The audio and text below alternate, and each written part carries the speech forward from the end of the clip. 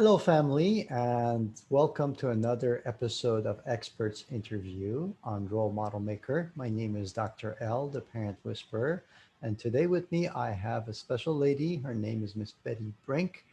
She's an amazing woman. I had a chance to talk to her, and I loved her message and how she shows up in the world.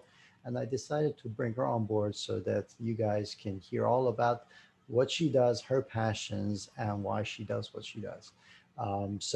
Without further ado, Betty, take it away. Welcome to the show, and thank you for taking the time out of your busy day to be with us. Oh, thank you, Dr. L, for having me here. I'm honored and privileged. Really appreciate the opportunity to just talk about, you're right, my passion, what I do, and why I'm here. Um, I'm the author of a book called The Main Meal, The New Perspective on Weight Loss. And since publishing that, I have founded the Main Meal Weight Management Support System, in which I coach and teach around the mental and emotional aspects of managing our weight, whether it's too thin and can't gain or too heavy and can't lose. So my story is that about the fourth time that I went back to a nationally known weight loss program, it just made me crazy. I was weighing and measuring and counting and calculating, and I thought, my head's still all about the food. There has to be something else in this world than thinking about food. And so that kind of inspired the thought behind the book. If you think it's about the food, you miss the main meal. And there's where the main meal branding came in. Um, I uh, my feeling is that we need to accept ourselves, we need to love ourselves, and we need to talk nice to ourselves in order to make the weight loss permanent, in order, or the weight gain, in order to reach a goal and maintain it. We have to feel like we deserve to be there when we get to that goal, and that we deserve to reach the goal. And so all of this is about increasing self-esteem, self-acceptance, and having fun while we do it. I Yes, just think it should be fun. I'm all about the fun. There definitely needs to be more fun in all of this. And, Yeah. reality is if all these dieting programs were effective long term, by now everybody should be thin, be given how long people have been on these different diets for so long. Obviously, they don't have it right. That's why we still have the same problem. So tell us more about it. So yeah, we have a saying in the support group that I run on weekly, that if this could be fixed in the grocery store, we would have been there already. We this there's more to it than that. So the process we go through is first becoming aware of how we talk to ourselves. That's absolutely step one. Listen to what you say to yourself. I have this little example I tell of a baby when they're trying to stand up and they don't make it and they fall back down. You don't look at that baby and say, "Stupid baby, you can't even stand on your own 2 feet." Mm. No, we say, "Hey, good try, keep going, you're going to get there." So we want to turn into our own best cheerleaders. And we do that by, instead of saying, "Oh, I'm an idiot," or "I'll never get this," we say, "You know what? Good try. Keep going. You're making progress. You can get there." And so the ultimate joy is joy. The ultimate goal is making habits that feel good, and making choices from a place of awareness, so that we're aware of how this choice lands on our body. We're aware of how this choice resonates with our core values. Um, we there's a lot of steps that we go through. I bring a different topic every week to the group. I blog on that topic. It shows up on my website, and I do one-on-one coaching around this also. So, Betty, tell me more about how you became interested or involved in this in the first place. What's your background? Um, so my I have a background. I have an MBA. I've been a lifelong student. I got the MBA when I was 40 years old because I went to college off and on all of my life until then. Mhm. Um, this past summer, I recently got formal training in coaching. I'm a certified mindful coach, and I'll be sitting in February for the National Board of Health and Wellness Coaches exam. Um, the reason I got into this is life experience, and the real trigger for starting to go outside of myself and help other people was that I was laying in bed after a major surgery. I could barely get up and move from the bed to the chair, and I was visited by the senior minister where I attend spiritual services. And she said, my doctor had come to me the day after surgery and said, "I don't want to hurt your feelings, but you could either lose weight or we could do the surgery every 2 years. And it's like, okay, well, there's a motivation. That's a little wake up call. And my senior minister said, I always thought, not necessarily church sponsored, but I always thought we ought to have a weight loss program on campus. And I said, yes, we should, and I can do that. Mm. And so 4 months later, I started the group, and that's been meeting now for 3 years. And from that, I built a class based on my book. I had published the book 2 years before the surgery. So based on the book, I formed the class, and the weight loss group, and then since went into one-on-one private coaching. And so it's really my passion because it's been my life. Way to go, stepping forward as a leader in your own life. Thank Awesome, good job. you. So tell me more about why it's important how we talk to ourselves and why we should stop looking instead of at the grocery store and what we're putting in our mouth, but also how else are we nourishing our bodies? Um, a real strong example of this was the third time I had successfully lost weight. I was down to my goal weight. I was looking great, and I got in a period of 6 months. I got very, very hurtful and rejecting feedback from my husband, one of my closest friends, Hmm. and from my mother. And um, with the third one, it's like, why am I doing this? I was living in fear of every bite that went in my mouth. I stepped on the scale, made me neurotic because I was so afraid of a half-pound gain that I would put back, everything I had gained before, and I gave up. If they didn't want me this way and I was living a crazy life, why do it? And I put back on twice the amount I had lost. I had lost 50, I put 100 on. Hmm. And so my feeling is it's important that we bring our emotions and our self esteem, we nourish our mental and emotional body while we're making changes to our physical body. So when we get there, we feel like we deserve it. We can't hang our perfect future on losing or gaining a certain amount of weight. It's not going to make us happier. It's not going to make us more confident. It's not going to bring us the love of our lives. That's too much responsibility to put on my body. I'm sorry, that's a whole lot to ask of a weight loss plan. And so I want, when I get there this next time, and that's why I'm doing it slow. That's why this is a long term goal.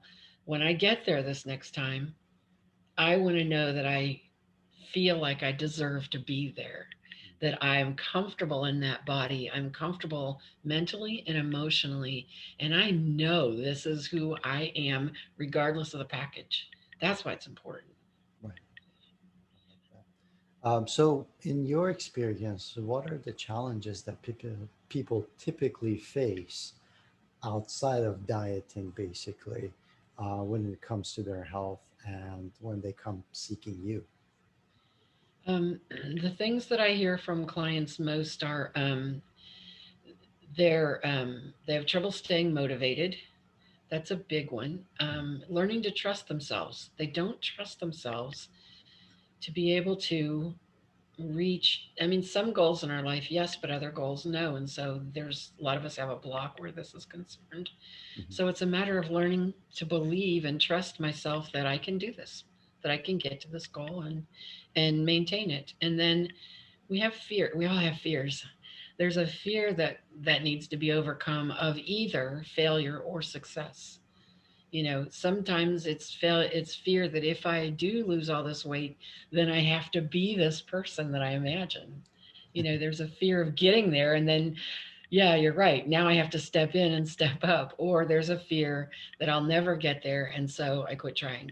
And so those are the three biggest challenges, I think, are staying motivated, trusting ourselves, and overcoming our fears. That's powerful because sometimes you have to become the person, and like once you mentally can be that person, then your body follows and is that person basically. Ex- yeah, exactly. Yeah. Very cool. That's a good mindset shift. Um, all right. So in facing these challenges, how do you usually approach it, and what are your tips and secrets on overcoming them? So first of all, make it fun and get some support. I mean, we won't achieve or learn anything if we're being beaten up, whether that's by someone outside of us or by our internal thoughts. So Mhm. the biggest thing is make this a joyful process, make it fun, and don't try and do it all yourself, whether it's one individual confidant, whether it's a support group, whether it's, a stranger or a close, intimate person. Get some support with it. Get somebody who is your accountability partner.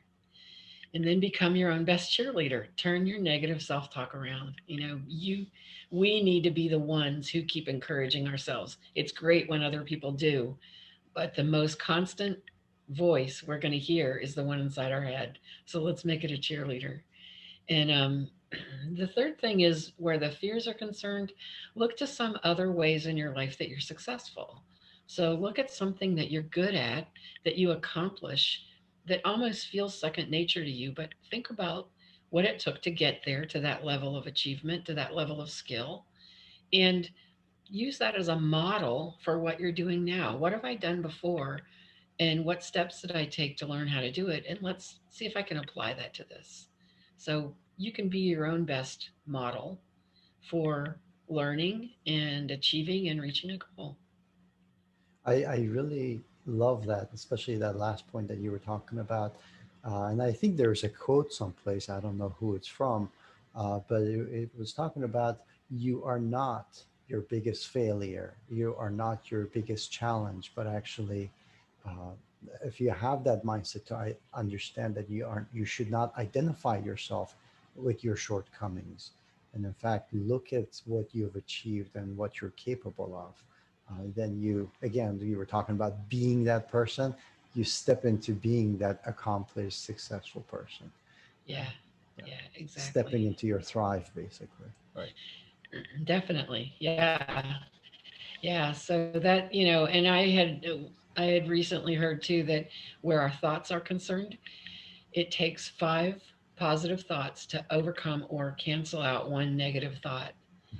So think about that. And there's another study that says that up to 70% of our spontaneously occurring thoughts are negative. So we've got some work to do to Serious turn work. that around. Serious work. But I think with practice, I don't feel like 70% of my thoughts are negative anymore. I know they were a long time ago. I'm positive of it. But that's why also I'm not the person for someone who wants to a magic bullet or a lose weight quick fix. I won't tell you. So I had one client who has been in the group since day one, and all of a sudden, after 6 months, something kicked in, and he dropped 70 pounds. But he Wow. he gained weight for the first 6 months. Mhm. So it's a process, and there's a Right. whole lot of stuff that's going to come up with me. I Hey, if it's promise. positive, if it's fun, it won't be negative, right? So let's just That's focus right. on the fun part, right? On the fun part, yeah. We laugh a lot, I have to say we do in our group sessions and in my coaching sessions. That's We do awesome. laugh. Awesome. Yeah. So tell us a little bit more about what you do and the details of it and how people can find you and contact you as well. Okay. So every Monday evening at 6:45 Pacific. So I know Eastern that's going to be kind of late, but there's a group meeting where I bring a topic and some questions, and we get the discussion going. Mhm. And that goes for an hour to an hour and a half, depending on how many attend and what we're talking about. You can. I also have an email campaign that comes out every other week, and it's got one of these topics, 2 exercises or 2 practices, and 2 affirmations in it, and that's free. You can sign up for that at any time on my website, and we'll give you that. That's www.themainmealwms.com, and that's bulky, but it's for the main meal weight management support. Um, all of these things can be found on that website under services. I have a class, which I'll be offering again live on Zoom in January. I do have a recorded version of it that's available for sale on the website, but I'm taking reservations now for the live class for January. And and then I have a system with coaching where you can sign up for a free strategy session, and this can go up to 90 minutes. We talk about what coaching is. We do a little practice coaching. We talk to each other and decide whether we want to work together, because this has to work for you. I have to be a good coach for you as well as you to be a good client for me. When we see that appointment on the calendar, I want us both to light up and grin and excited that coaching session's coming up. I love So all of that's on the on the website. My blog is on the website. I'm also on Facebook, Twitter, Instagram, and LinkedIn. Okay, awesome. Well, I'll make sure that I put all of that information on the description box for our audience as well, so they can contact you directly from the description box as well. So I definitely encourage you guys to take advantage and use Betty's knowledge and fun and expertise, and also uh, thank you, Betty, for being here and talking to us. And this is very, very important. A lot of times people think about how to improve themselves, and the first thing they do is they become critical of things that they're doing wrong or they should be doing better. And this is actually the first step before you do any of those other things, basically. So definitely check her out. Any final words of wisdom for our audience before we part? I do have a philosophy, pardon me, and that's no matter what changes you're making to your life, it's a game of solitaire, but it should never be played alone. Mm, Let's do this together. Let's get some support. I like that. This is really applicable during these times as well. So thank you for It is. sharing that. Thank You're you. welcome. Thank you so much for having me, Dr. L. This is great. My pleasure. Thank you, our audience, for being here with us. We look forward to seeing you on future episodes as well. And until then, take good care of your health, speak nicely, and have fun. Yes, have Have fun. fun. Cheers.